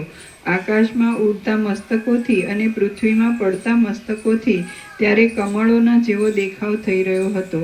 આ આયુધોરૂપી ગેંડાઓના ઊંચે ઉછળવાથી તથા નીચે પડવાથી આકાશ અને પૃથ્વી અવકાશ વિનાના થઈ પડ્યા. ઉડતા બાણોરૂપી તીડોથી આકાશ વ્યાપ્ત થયું અને પૃથ્વી પણ નીચે પડતા બાણોરૂપી તીડોથી વ્યાપ્ત થઈ. આકાશમાં સૂર્યના કિરણોથી સંધ્યાકાળના જેવો રાતો રંગ દેખાવા લાગ્યો અને પૃથ્વીમાં લોહીની કાંતિથી સંધ્યાકાળના જેવો રાતો રંગ દેખાવા લાગ્યો. ત્યારે પૃથ્વી પડતા શબો વડે સિદ્ધ પુરુષોથી ભરેલી જણાવા લાગી. ત્યાં આકાશમાં ઊંચે ઉડતા અને પૃથ્વી ઉપર પડતા હારોરૂપી સર્પોની કાંચળીઓ દેખાવા લાગી. ત્યાં આકાશમાં ઉડતી અને પૃથ્વીમાં પડતી પતાકાઓથી જાણે આકાશ અને પૃથ્વીમાં લતાઓ પથરાઈ ગઈ હોય એમ દેખાવા લાગ્યું. ત્યાં ઉડતા અને નીચે પૃથ્વી ઉપર પડતા બખ્તરોથી આકાશ અને પૃથ્વી ખીચોખીચ ભરાઈ ગયા. આકાશમાં ઉડતી અને પછી પૃથ્વી ઉપર પડતી સાથળોની તથા તોરણો ઉડતા હોય તેવો દેખાવ સાથળોથી ત્યાં તોરણો ઉડતા હોય એવો દેખાવ થયો. આકાશમાં ઉડતા ને પૃથ્વીમાં પડતા હાથ પગોથી ત્યાં જાણે ઉપડિયા ફૂટ્યા હોય એવો દેખાવ થયો. ઉડતા શસ્ત્રોના કિરણોથી આકાશમાં અને પડતા શસ્ત્રોના કિરણોથી પૃથ્વીમાં લીલા ખડવાળા પ્રદેશના જેવી શ્યામતા દેખાવા લાગી. એ શબ્દ પેલો ખોડીલો શબ્દ. એક્ઝેક્ટ બરાબર ને? આની અંદર હતો એ ત્યાં પ્રગટ થયો ને, ખોડીલો એક્ઝેક્ટ છે ને? તમને કેવી રીતે આવ્યો? અંદર હતો એ ત્યાં પ્રગટ થયો ખોડીલો. એ કેવો સ્વભાવ હોય? એટલે અપલખણો. અમારે કાઠિયાવાડમાં ખાપરો કોડ્યો કે કંઈ પણ હરખું થતું હોય ને તેમાં વિઘ્ન નાખે અને કંઈ એમાં સ્વાર્થ ન હોય પણ એને હરખી રીતે થવા જ ન દે અને ઊંધો ચાલે. એનો સ્વભાવ એવો. ના ખોડીલો શબ્દ છે ને, તમે કેવો એવું નહીં. એટલે એ ખોડ કરે. ખોડ કરવું એટલે શું? બગાડે. સારું ને ચોખ્ખું હોય ને એ ન ગમે, સાચું હોય ને એ ન ગમે. એટલે સાચું કેવી રીતે ખોટું દેખાય, સારું કેવી રીતે ખરાબ દેખાય, એ ખોડી લો. સારાને બગાડે. ચોખ્ખું હોય ને, આપણે કે સ્વચ્છતા ત્યાં પ્રભુતા, તો ત્યાં પ્રભુતા પ્રકાશથી હોય તો એ કઈ રીતે ન પ્રકાશે? એમ જ્ઞાન પ્રકાશ હોય તો કેવી રીતે અંધકાર ત્યાં ભાષે, અંધારું ભાષે? એ ખોડી લો, એક્ઝેક્ટ વર્ડ. અહીંયા હતો એટલે ત્યાં આવ્યો છે ને. હવે એક્ઝેક્ટ છે ને આ શબ્દ, બીજા બધા શબ્દો નહીં, આ જ શબ્દ. ખોડ કરે, ખોડ કરે એમ કે. ખોડ કરે એટલે જેમ કે કૂતરું હોય તો રમકડું હોય, એનું ટાયર હોય તો ત્યાં પગ ઊંચો કરીને ઉતરે, એટલે ખોડ કરે, બગાડવાનું. એમાં એનો આનંદ હોય. ખોડી લો તો એટલે બગડે ખરું? સાચું ખોટું થાય અને સારું નરસું થાય, ચૈતન્ય જળ થાય, ચિદાકાશ કોઈ આભાસ આકાર વિકાર થાય, સત્ય કોઈ ભ્રમ થાય, તો શું થાય? એક ખોડ કરે એટલે શું થાય? એટલે જો એને ખરેખર સત્ય જોતું હોય તો ખોડ ન કરે સત્યમાં, અને જો ખોડ કરવામાં જ એને બસ સ્વભાવ જ હોય તો એને સત્ય કદી મળે નહીં. અને શાંતિ, સત્ય મળે, એને સત્ય મળે એને શાંતિ થાય. અને જે ખોડ જ કરે તો એને સત્ય અનુભવાય નહીં. સત્ય સત્ય છે પણ તો સત્ય અસત્ય કરવું છે, સમજાય? તો સત્યને અસત્ય કરવું છે તો સત્ય જોતું નથી એટલે શાંતિ થતી નથી. અને અસત્યને સત્ય કરવું છે એટલે અસત્યમાં તો શાંતિ હોય જ નહીં. બે રીતે સત્યને અસત્ય કરવું છે, ખોડ કરવી છે એટલે શાંતિ ન થાય. અને અસત્યને, પોતાના અસત્યને સત્ય કરવું તો અસત્ય કોઈ સત્ય થાય નહીં એટલે શાંતિ થતી નથી. કેવું છે એમ એને એને ખબર પડે ખરી? એ શરીર જે ભલે બેઠો હોય, વસિત પ્રકાશ સરળ શ્રવણ અખંડ પૂર્ણ થતું હોય તેને કોઈ દી ભાન થાય ખરું? ના થાય. પેલું રૂઢ થઈ ગયું ને અધ્યાસ આખી જિંદગીનું, એવું નહીં કે કાંઈ એક જ જો વસિતનું વાગે ને તો સીધો દોડ થઈ જાય.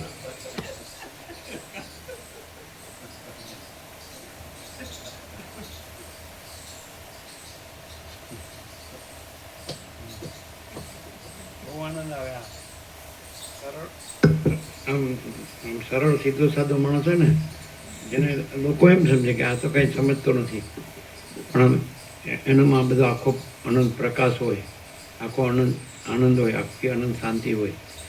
તો આમ તો જોઈએ તો કે આ છોકરાને કાંઈ ગમ પડતી નથી. એમ કે બુઝુર્ગ કે બીજા હોય ને અમુક દૂરના અને તો બીજા બુઝુર્ગ એમ કે નહીં હોશિયાર છે, એટલે જેને એવી આંતર સૂઝ હોય ને તો એને આમ ગમ પડે. અને પેલું એ ઠોબારું હોય ને એટલે એમ કે આ ઠોબારાને બધું ઠોબારું લાગે, અને પ્રકાશવાળો હોય ને તો એને બધું પ્રકાશ લાગે. સમજે? બે ઓળખાય. સમજે? આ બધું જ આવું બાળપણમાં સાંભળેલું. એટલે ખરેખર ઇન્નેટ આકાશ જેવો આખો અનંત પ્રકાશ, આકાશ જેવો આખો અનંત આનંદ, આકાશ જેવો આખો અનંત શાંતિ એ સહજ છે. અને એ જ આ પ્રકાશી રહ્યું છે. આ કોઈ નવી નવાઈનું નથી, અને એ કોઈ શાસ્ત્રગુરુનું નથી. એ જો હોય છે જે છે એ પોતે જ છે. સમજે? એટલે હવે અને પ્રેક્ટિકલ પ્રમાણ નિરપેક્ષ. એક જ સ્ટેન્ડે લખેલો પત્ર સત્પુરુષને આનંદપૂર્ણ નિરપેક્ષ.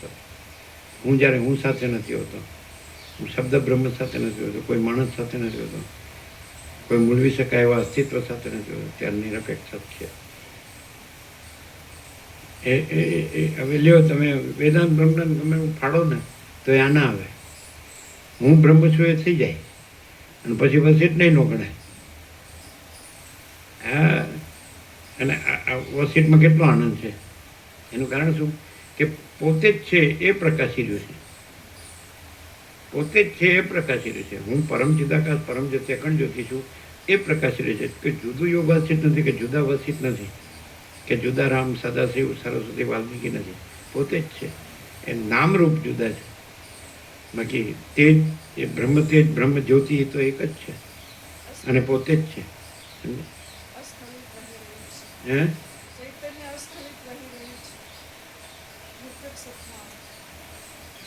છે નિરપેક્ષ આત્મા, નિરપેક્ષ આત્મા. પ્રવાહી હોય તો વહી રહ્યું છે અને તેજ હોય તો પ્રકાશી રહ્યું છે. ચાલો.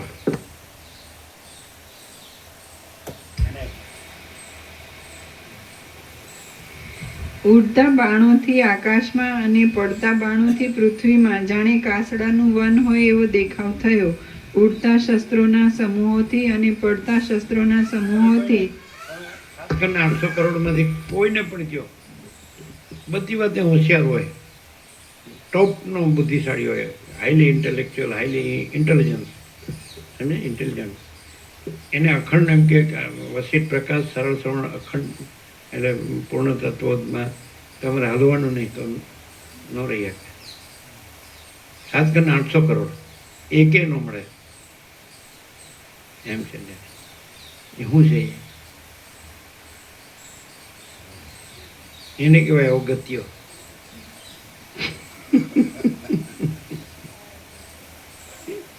એને કહેવાય.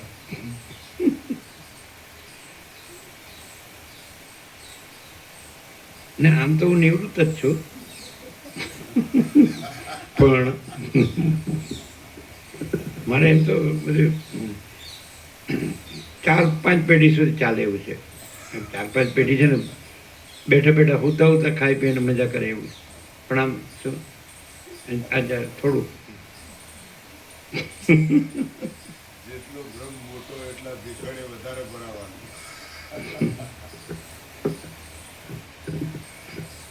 એને બ્રહ્મ શબ્દ વાપર્યો, પૈસો શબ્દ ન વાપર્યો. નિરપેક્ષ આત્મા બ્રહ્મ નથી, પૈસો છે. કેવી રીતે આવ્યું છે? કેવી રીતે આવ્યું છે? કોઈ વ્યાકરણ કે પાણીની કે કોઈ વેદાંત વેદાંત કોઈ પણ બાઇબલ હોય કે પુરાણે શરીફ હોય કે જંદ અવેસ્તા હોય કે ગ્રંથ સાહિબ હોય, ગુરુ ગ્રંથ સાહિબ હોય કે આગમો હોય કે ત્રિપિટક હોય, કાંઈ નહીં, કોઈ નહીં. કોઈ અવતાર હોય, કોઈ પૈગંબર હોય, કોઈ જગતગુરુ હોય, કોઈ વિશ્વ વિભૂતિ હોય, કોઈ નહીં, કાંઈ નહીં. અને એકદમ આમ આરપાર. કેવી રીતે? એ શું હશે? એટલે શું હોય તો એવું આવે. જે છે એ જ હોય તો જ એવું આવે. હે સત જે છે એ જ હોય તો આવે. અને નહીં તો શું આવે ખબર છે? હું બધું જાણું છું. અને આ હું જ્યારે હું સાથે નથી હોતો એટલે ક્યાંય નહીં હોય. હું અવતાર છું, વિશ્વ વિભૂતિ છું, પૈગંબર છું, હું જગતગુરુ છું, હું મોટા આઈક્યુ વાળો સાયન્ટિસ્ટ છું, હું મોટો ધનાઢ્ય દેશનો પ્રેસિડેન્ટ છું, વધુ અસ્ત્ર શસ્ત્રવાળા દેશનો, કાંઈ પણ પોતે પોતાની સાથે યુદ્ધ કરે છે અંદર. કોઈ બીજા સાથે યુદ્ધ કરતો નથી. જે હું દેહ છું રાખે છે એ પોતે અંદર પોતાની સાથે યુદ્ધ કરે છે. અને જેની અંદર હું નથી તો એ પોતે સહજ પરમ શાંતિ છે. હું આ દેહ નથી તો એ પોતે સહજ પરમ શાંતિ છે. અને હું આ આઈ am something, I know everything, એ પોતાની સાથે પોતે યુદ્ધ કરે. તો મને સારી શાંતિ કેમ નથી? હું બધું જાણું, મેં બધું વાંચ્યું છે, હું બધા ગુરુઓમાં, મહાત્માઓમાં, સાધુ સંન્યાસી બધા વેદાંતી બ્રહ્મજ્ઞાની બધામાં ફર્યો છું, સારું શાંતિ કેમ નથી? એટલે દેહ હું એ ભ્રમ એ પોતાની અંદરનું અંતરયુદ્ધ છે. સમજે? અને એ ભ્રમ કાંઈ નથી તો એ પોતે જ અનંત પ્રકાશ, અનંત આનંદ, અનંત શાંતિ છે. આ ઇનેટ છે. અને એની આ મસ્તી છે, અનંતની મસ્તી, બ્લિસ ઓફ ઇન્ફાઇનાઇટ.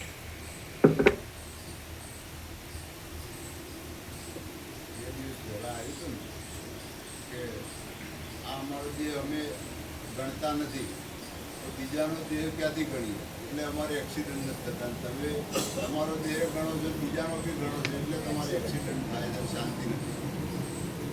એવું આવ્યું ફરીથી પ્રભુએ કહ્યું કે આ અમારો દેહ અમે અમારો ગણતા નથી, દેહને ગણતા નથી, એટલે અમે બીજાના દેહને પણ ગણતા નથી, એટલે અમારે એક્સિડન્ટ નથી થતા. અને તમે તમારો દેહ ગણો છો ને એટલે બીજાનો બી દેહ છે એમ ગણો છો, અને એ રીતે વર્તો છો એટલે એક્સિડન્ટ થાય. એક્સિડન્ટની ખબર પડે છે પણ એક્સિડન્ટ ખાળી શકાતો નથી. ડ્રાઈવર કાચો પડે.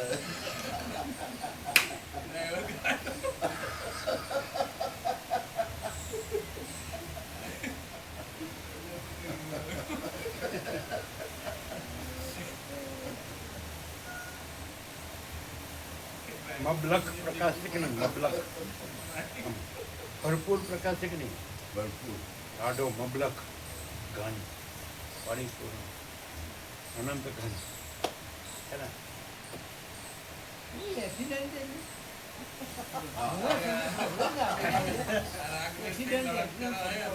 શું કે છે? એક્સિડન્ટ થવો એટલે એક્સિડન્ટ એક્સિડન્ટ વસીટના શબ્દમાં કહીએ કાકતાલીય, એટલે કાકનું બેસવું અને તાલનું પડવું તો એ બને જ નહીં કોઈ દિવસ. એટલે એનો અર્થ કે કાંઈ થયું ન હોય, થતું ન હોય અને જોડી કાઢવું. જેમ કે આ એક્સિડન્ટ છે, હું આ છું ને આ જગત છે, આ એક્સિડન્ટ છે, પણ ચિદાકાશમાં આવું કંઈ છે જ નહીં, થતું જ નથી, થયું જ નથી, તો એક્સિડન્ટ. એટલે કાકતાલીય વસીટનો શબ્દ છે. એટલે કાકનું બેસવું ને તાળનું પડવું, એટલે કે કાક બેઠો એટલે તાળ પડ્યું, એટલે જોડી કાઢવું. એટલે આ હું ને આ જગત એવો ભ્રમ ચિદાકાશમાં જોડી કાઢેલો છે નહીં. નથી ક્લિયર? કોઈ પણ ડિક્શનરી કે એન્સાયક્લોપીડિયામાં બધા પ્રકાશનો અર્થો ન મળે. મળે? ખબર પડી? એકદમ પ્રેક્ટિકલ કહીએ એક્સિડન્ટ. તમે સમજે કોઈ સમજે તો શિવાજીના 2 ગુરુ હતા.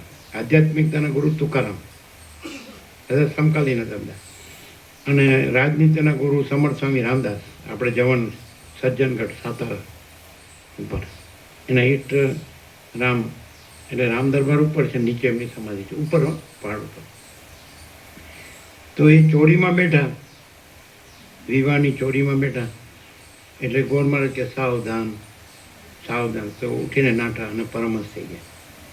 ગોદાવરીમાં 13 કરોડ રામ નામના જપ કરીને એને એ સાક્ષાત્કાર કર્યો, સમજે? અને મૂળની જેમ, મૂરખની જેમ કુલો દબાવીને બે લાગ આવ્યો છે કે આવશે, એ એક્સિડન્ટ.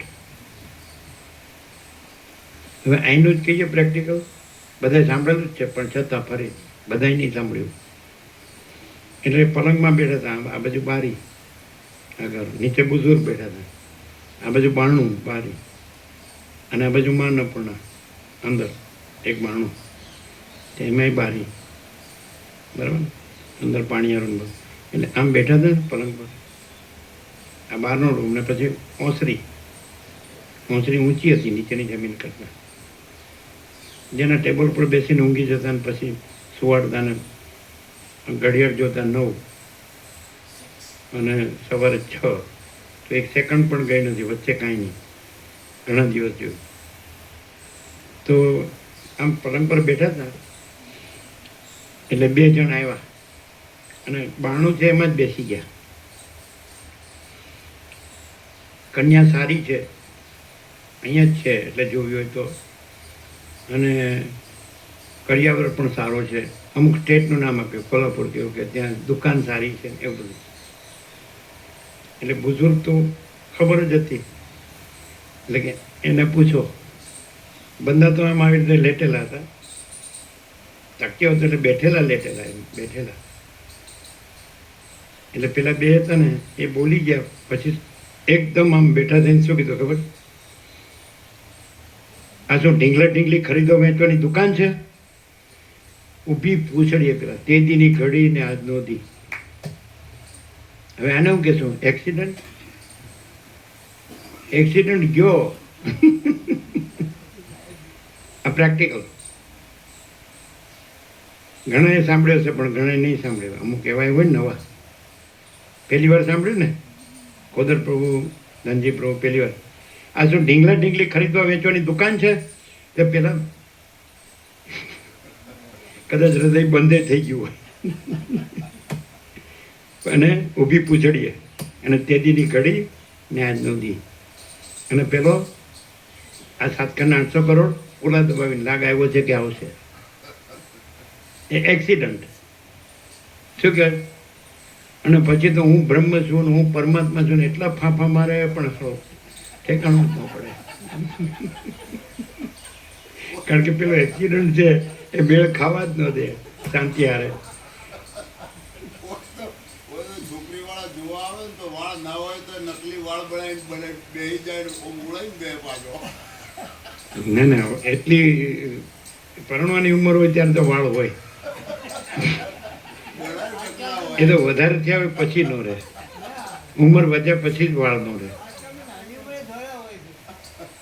અમારા મોટા દીકરાને 20 વર્ષનું નહીં થયું, ધોળા ધોળા નીકળે.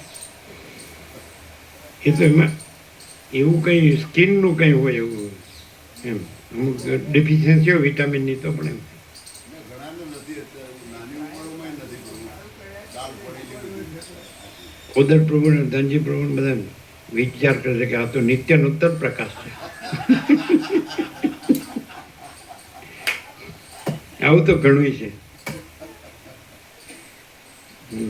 ચલો, કેટલા પાના બાકી? એમાં કેટલું? એક પેજ કરી દેવ.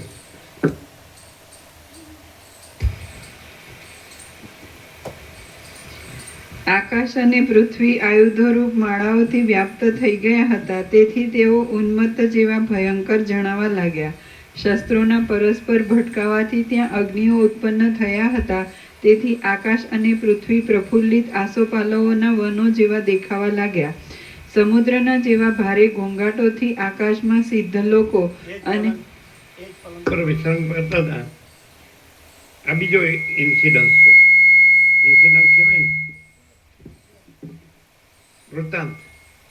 એ કે વૃત્તાંત કહેવાય. એટલે ભૂકંપ થયો એટલે હલ્યું બિલ્ડિંગ. ઉપરનું ફ્લોરે હતો અને ઉપર અગાસી હતી એટલું, અને બીજા બિલ્ડિંગો હતા. એટલે બધા બહાર નીકળી ગયા તરત જ. બહાર નીકળો, બહાર નીકળો. એટલે બંધા તો એમને સહજ એમ જ તકીએ હેઠેલા. એટલે બધા કે એ આ કેમ નીકળતો નથી? તો એક જ વાર મરવાનું છે, 2 વાર મરવાનું નથી. સમજ્યા? એક જ વાર મરવાનું છે.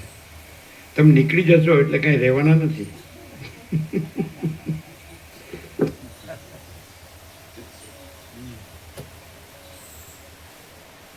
એટલે આને શું કહેવાય? અવળો ચંડો.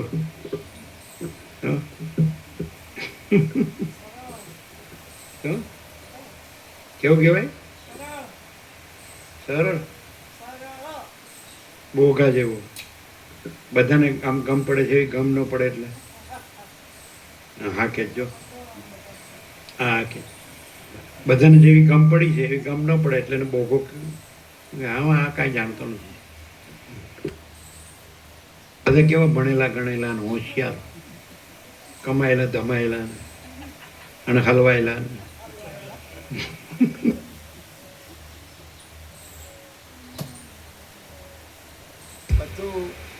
બધું જે એજ્યુકેશન જોયું, સૌથી ટોપમાં ટોપ ડિગ્રી હોય. દાખલા તરીકે અરવિંદ હતા તો કેમ્બ્રિજના સ્કોલર હતા.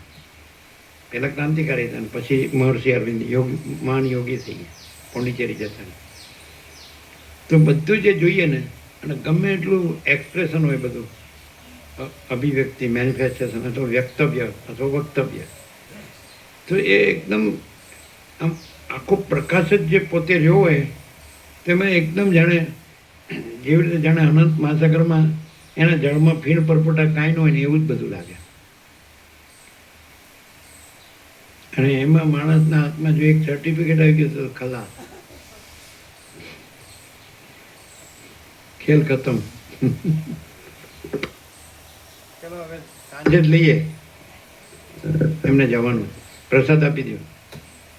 ઓમ ઓમ ઓમ. ઓમ ઓમ ઓમ. શું છે નિત્ય નૂતન પ્રકાશ?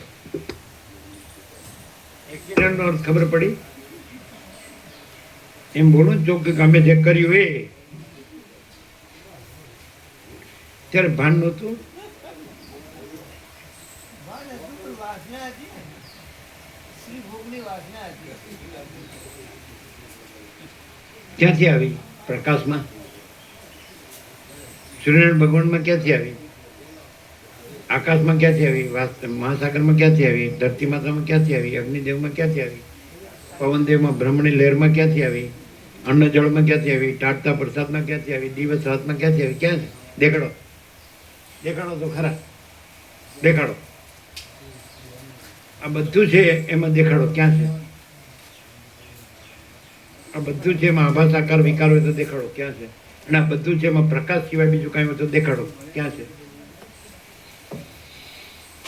અનંત પ્રકાશ, અનંત આનંદ, અનંત શાંતિ, હું પરમ ચિદાકાશ, પરમ જ્યોતિ, અખંડ જ્યોતિ છું. શું કીધું?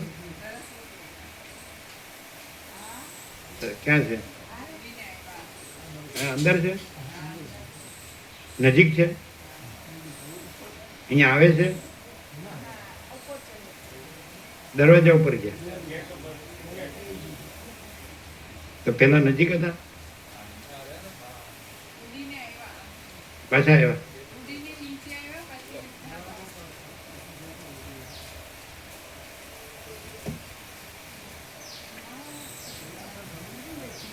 આમ કોઈ માણસ છે આજે પરમ સત્ય પ્રકાશી રહ્યું છે, પરમ પ્રકાશી રહ્યું છે, તો એમાં એને તર્ક કરવાની જગ્યા છે? અને કરે તો એ પોતામાં જ તર્ક કરે છે. એ ઉડાવે તો પોતાને ઉડાવે કે નહીં?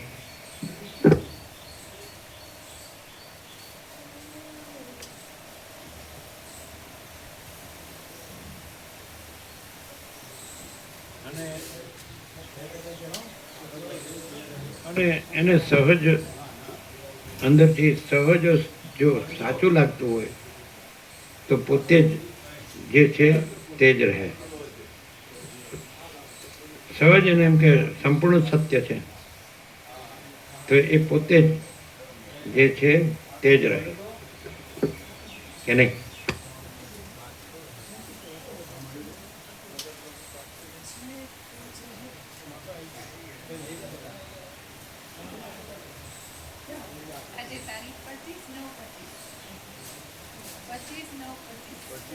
પાનું કેટલા નંબર આવ્યો? 237. બરાબર છે ને?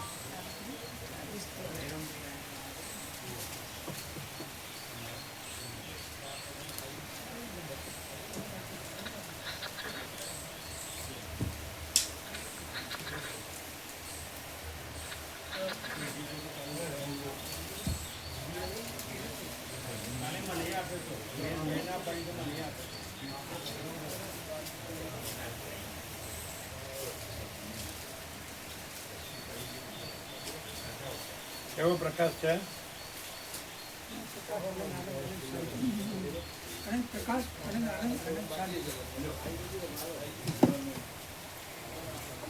કોઈને પણ પૂછો ને તો શું કે ખબર? બીજા કરતા મારે ઘણું સારું છે.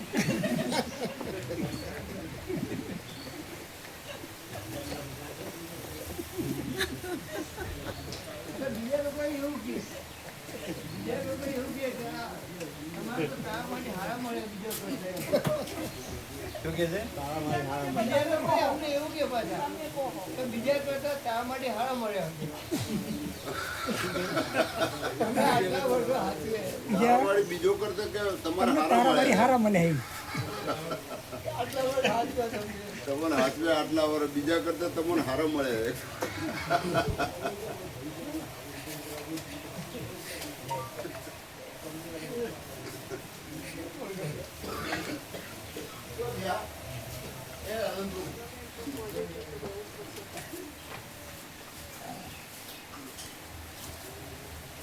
કેવો પ્રકાશ છે સંપૂર્ણ પ્રકાશ, સંપૂર્ણ આનંદ, સંપૂર્ણ શાંતિ.